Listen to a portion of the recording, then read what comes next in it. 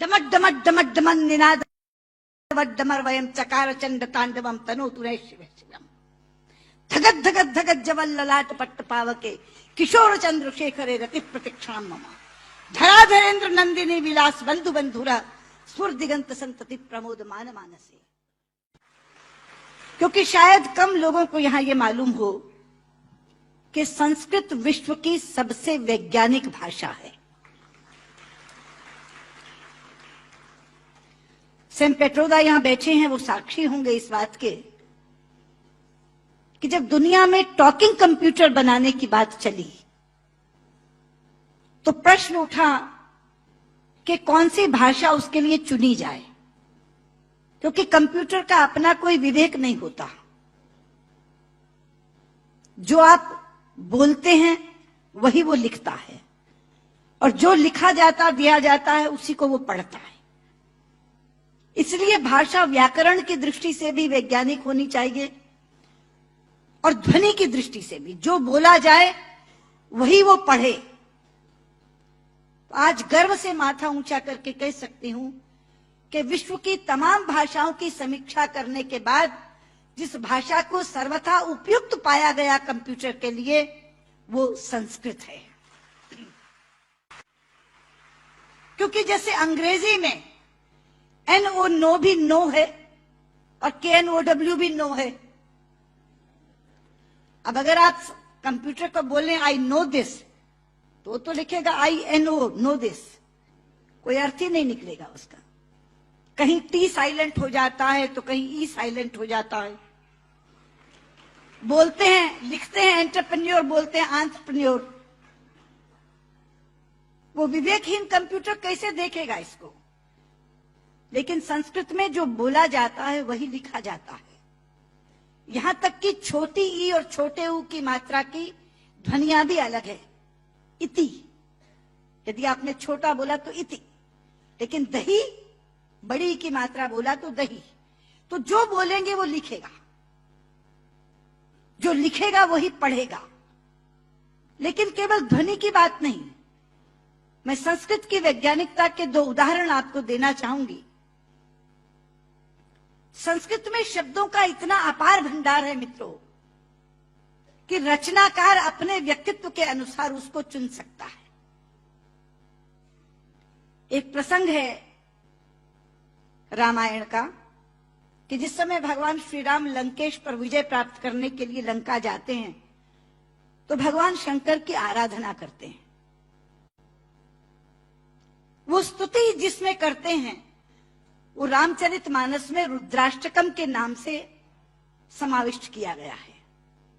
रुद्राष्टकम के शब्द हैं नमामि शमीशान निर्वाण रूपम विभुम व्यापकम ब्रह्म वेद स्वरूपम निजम निर्गुणम निर्विकल्पम निरीहम चिदाकाशमाकाशवासम भजेहम।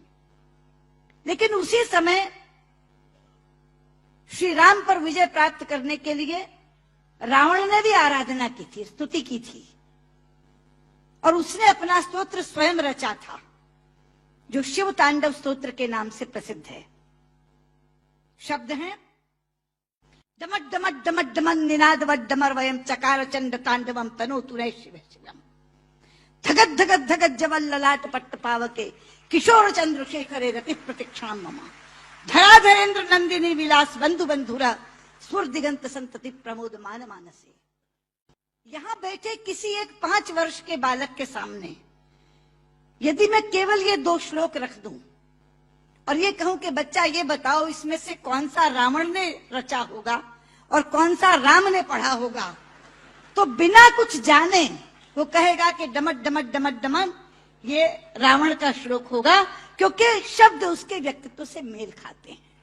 और नमामि शमीशान निर्वाण रूपम राम ने कहा होगा। यह है संस्कृत की वैज्ञानिकता। एक और उदाहरण देती हूं, आप हैरान हो जाएंगे। संस्कृत के एक रचनाकार हैं दंडी। उनका एक नाटक है 10 कुमार चरितम, जिसमें 10 राजकुमारों की कथा है अलग अलग। उसमें एक कथा आती है राजकुमार विश्रुत की।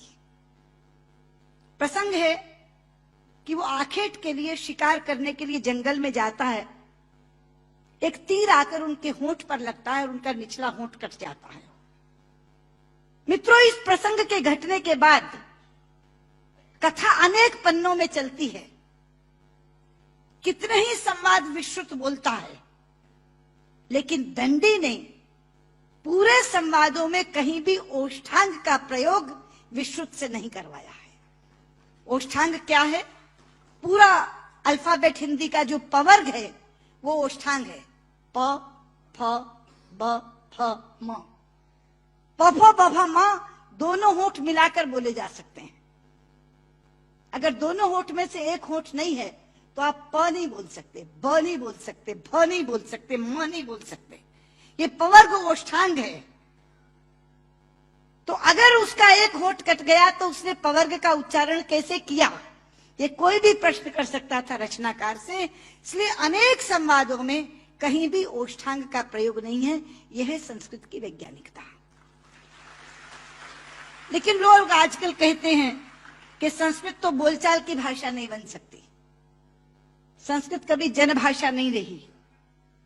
शायद इससे बड़ी अज्ञानता की बात कोई दूसरी नहीं हो सकती। संस्कृत जनभाषा रही है। छोटे लोग, अनपढ़ लोग, बिना विद्यालय में गए लोग संस्कृत बोलते रहे हैं। राजा भोज के काल में एक प्रसंग आता है कि राजा भोज एक बार अपने प्रजा का हालचाल जानने के लिए जंगल से जा रहे थे। सामने से एक लकड़हारा आ रहा था। उसने लकड़ियां काटकर अपने सिर पर रखी हुई थी, पसीनों पसीन था। राजा ने लकड़हारे को देखा तो तब संस्कृत में ही बातचीत होती थी, संस्कृत ही जनभाषा थी। तो राजा ने लकड़हारे से कहा, किमते भारम बाधती, क्या ये भार तुम्हें कष्ट पहुंचा रहा है? लेकिन बाध शब्द जो है मित्रों, वो धातु है जो परस्मयी पदी नहीं चलती, आत्मनेपदी चलती है। संस्कृत में दो तरह की धातुएं हैं। परस्मयी पदी चलती है बाधती, बाधता, बाधंती, और आत्मनेपदी चलती है बाधते, बाधेते, बाधनते। बाध शब्द जो है वो आत्मनेपदी में है। तो लकड़हारा जवाब क्या देता है? भारम न बाधती राजन यथा बाधती बाधते।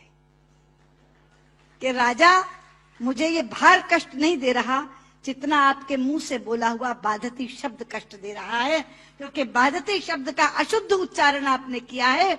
ये शब्द बाधते होना चाहिए। भारम न बाधती राजन यथा बाधती बाधते। तो कौन कहता ये जनभाषा नहीं रही? ये जनभाषा रही है।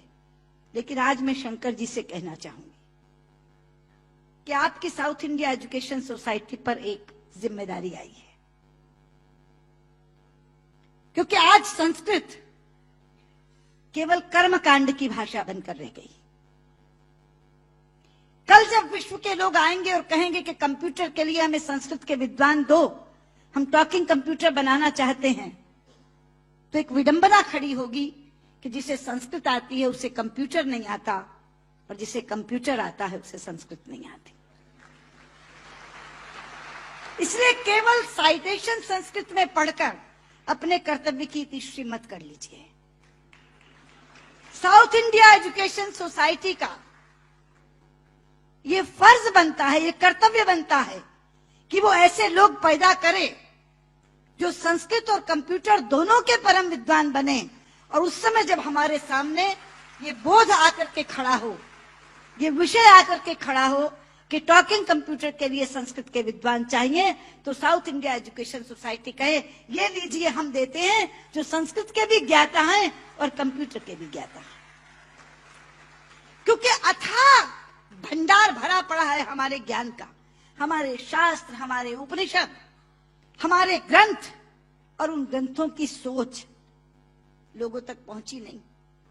आज अभी शंकर जी अपने प्रारंभिक वक्तव्य में कह रहे थे, उदार चरिता नाम वसुधैव कुटुंबकम। ये संस्कृत जानने वाले की सोच है। संस्कृत बोलने वाला पूरी पृथ्वी को परिवार मानता है, वसुधैव कुटुंबकम। संस्कृत बोलने वाला पृथ्वी को परिवार मानता है, और अंग्रेजी बोलने वाला विश्व को बाजार मानता है। और ये सोच का अंतर है, क्योंकि परिवार में प्यार होता है मित्रों, बाजार में व्यापार होता है, केवल व्यापार, शुद्ध व्यापार। लेकिन ये कौन बताएगा लोगों को कि भारतीय संस्कृति में पूरी पृथ्वी को, पूरी वसुधा को कुटुंब मानने की भावना है।